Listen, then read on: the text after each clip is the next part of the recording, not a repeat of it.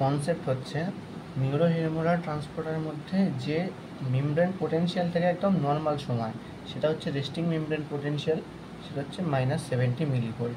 এবার nerve impulse করানোর জন্য যে সেলের বাইরের দিকটায় প্লাস বেশি আছে, মানে এখানে সোডিয়াম আছে, ক্যালসিয়াম আছে, ক্লোরিন আছে মাইনাস হিসাবে, ভেতরের দিকেতে মাইনাস আছে, ভেতরের দিকেতেও কিছু না কিছু আছে, যাই হোক।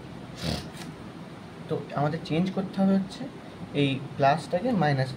তো কী করতে হবে, সোডিয়াম, ক্যালসিয়াম আর ক্লোরিন এক্সট্রা সেলুলার, সেলের বাইরে বেশি থাকে, আর ক্যালসিয়াম সেলের ভেতরে বেশি থাকে।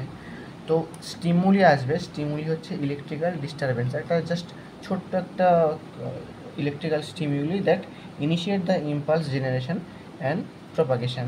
এবার এখান থেকে ইম্পালস জেনারেশনটা স্টার্ট হবে। যে স্টিমুলিটা এলো, স্টিমুলিটা এসে করলোটা কি, যে আমাদের সোডিয়াম আর সোডিয়াম যেটা ছিল, এবার স্টিমুলিটা কী হবে, যে মেমব্রেন পোটেনশিয়াল ছিল 70 মিলিভোল্ট, সেটাকে চেঞ্জ করে দিল হচ্ছে -65 মিলিভোল্ট। স্টিমুলিটা এসে চেঞ্জ করে দিল, তাহলে এটা হচ্ছে কী হলো, থ্রেশহোল্ড পোটেনশিয়াল। এই থ্রেশহোল্ড পোটেনশিয়াল হচ্ছে after that the channel will change -65। তো এই -65-এর যেই এলো, এবার এখানের মধ্যে সেলের মধ্যে যে সোডিয়াম চ্যানেলটা খুলে যাবে। যখন -65-এ এলো, এবার সোডিয়াম চ্যানেলটা খুলবে। তো সোডিয়াম চ্যানেল যখনই খুলে যাবে, তখন সেলের বাইরে থেকে সেলের ভেতরেতে সোডিয়ামের ইনফ্লাক্স হবে, সেই জন্য ভিতরেতে প্লাস চার্জটা বাড়তে থাকবে আস্তে আস্তে। তো এটা মোটামুটি -65 মিলিভোল্টেতে স্টার্ট হবে। 65 মিলিভোল্ট থেকে স্টার্ট হতে, -65 মিলিভোল্ট থেকে স্টার্ট হতে হতে এটা মোটামুটি +30 মিলিভোল্ট মতন যাবে। তো যেই +30 মিলিভোল্ট পর্যন্ত যাবে, এইখানেতে সোডিয়াম ইনফ্লাক্সটা বন্ধ হয়ে যাবে। তো যখনই প্লাস চার্জটা ভেতরে ঢুকতে থাকবে, তখনই মাইনাস চার্জগুলো বাইরে বাড়তে থাকবে। তো সেই করতে করতে ডিপোলারাইজেশন শুরু হয়ে যাবে। এই যে minus minus minus plus plus plus, এটাই হচ্ছে ডিপোলারাইজেশন শুরু হয়ে যাবে। -60 মিলিভোল্ট থেকে শুরু হলো, অ্যান্ড ডিপোলারাইজেশন এইভাবে স্টার্ট হয়ে গেল, প্রোপাগেট হবে। এবার আস্তে আস্তে এই যে ডিপোলারাইজেশন মাইনাস হতে হতে আগিয়ে যাচ্ছে, যেটা ভেতরে মাইনাস হতে হতে বাইরে প্লাস হতে হতে, এটা হচ্ছে ডিপোলারাইজেশন স্টার্ট হয়ে গেল। তো ডিপোলারাইজেশন মানে হচ্ছে সেলের বাইরেতে মাইনাস বেশি আর সেলের ভেতরেতে প্লাস বেশি।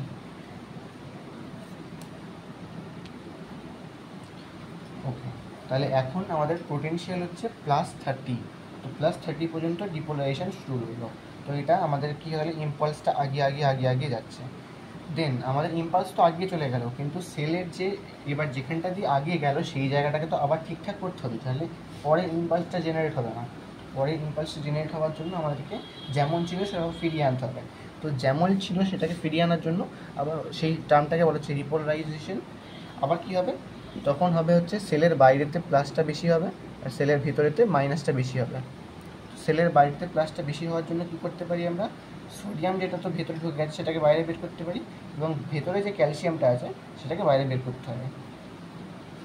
ওকে, তো এটা হবে কী করে, তখন হয়েছিল যে সোডিয়াম চ্যানেল দিয়ে সোডিয়াম ভেতরে এসেছিলো, আর চ্যানেলগুলো হচ্ছে ইউনিডিরেকশান, এরা জাস্ট আসতে পারে বা কিন্তু যেতে পারে না, একদিকেই হবে।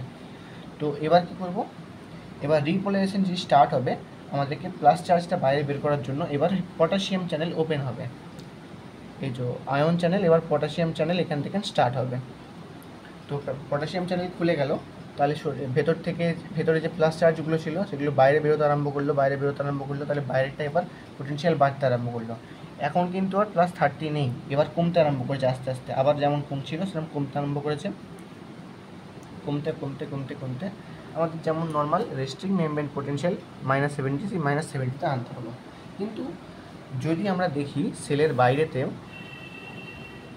আস্তে আস্তে প্লাস চার্জ বাড়ছে, ঠিক আছে, আর ভেতরেতে সেলের মাইনাস আছে বাড়ছে, ঠিক আছে, কিন্তু আমাদের সিস্টেমটা কী ছিল, ভেতরেতে পটাশিয়াম বেশি ছিল আর বাইরে সোডিয়াম বেশি ছিল।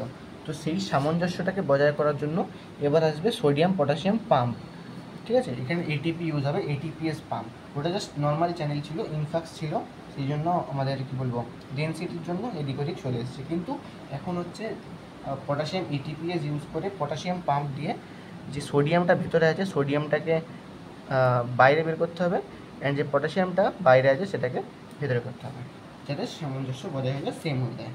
তো ওইটাকে এই যে জায়গাটা পুরো দেখানো হয়েছে, এটা হচ্ছে ভোল্টেজ, এটা টাইম টেকেন, আস্তে আস্তে যেটা হবে এটা হচ্ছে আরএমপি স্টেট -70। দেন যখন এই আরএমপিতে স্টিমুলি পড়লো, এখান থেকে থ্রেশহোল্ড মানে যেখান থেকে এবার শুরু হবে এটাকে, সেই জায়গাটাকে বলা হচ্ছে থ্রেশহোল্ড ফ্রিকোয়েন্সি। থ্রেশহোল্ডটা হচ্ছে -65, ঠিক আছে। -65 থেকে যে থ্রেশহোল্ড শুরু হলো, এখান থেকে হচ্ছে সোডিয়াম চ্যানেলটা খুলে গেল। এবার সোডিয়াম চ্যানেল খুলে গেল মানে সোডিয়াম ভেতরে ঢুকতে আরম্ভ করেছে, ঢুকতে মোটামুটি +30 পর্যন্ত গেছে। দেন এই সিচুয়েশনটা হচ্ছে ডিপোলারাইজেশন, ঠিক আছে, এখানে সোডিয়াম চ্যানেল ওপেন হচ্ছে। দেন এবার যখন এটা পজ হবে, এবার পটাশিয়াম চ্যানেল হবে, যখন রিপোলারাইজেশন হবে এবার পটাশিয়াম চ্যানেল ওপেন হবে। দেন এইটা আরএমপি পর্যন্ত আসবে। কখনো কখনো যদি আরএমপি ছাড়িয়ে আরও মাইনাস চলে যায়, মানে হয়তো ধরো এই যে সোডিয়াম পটাশিয়াম চ্যানেলটা যেটা খুলেছিল, সোডিয়াম পটাশিয়ামও বেশি আছে আর সোডিয়ামটা একটু ভেতর থেকে একটু বেশিই বাইরে চলে গেল, যদি প্লাস চার্জটা বাইরে আরও অনেক বেশি চলে যায় তাহলে এটা আরও নিচে চলে আসতে পারে, তখন এটা মাইনাস চলে আসবে, তখন এটা হাইপার পোলারাইজেশন স্টেট দিয়ে আবার উঠবে, দেন রেস্টিং বিমের পজিশনে যাবে। তো মেন কথা হচ্ছে যখন ডিপোলারাইজেশন হবে তখন সোডিয়াম চ্যানেল খুলবে, যখন রিপোলারাইজেশন হবে তখন পটাশিয়াম চ্যানেল খুলবে।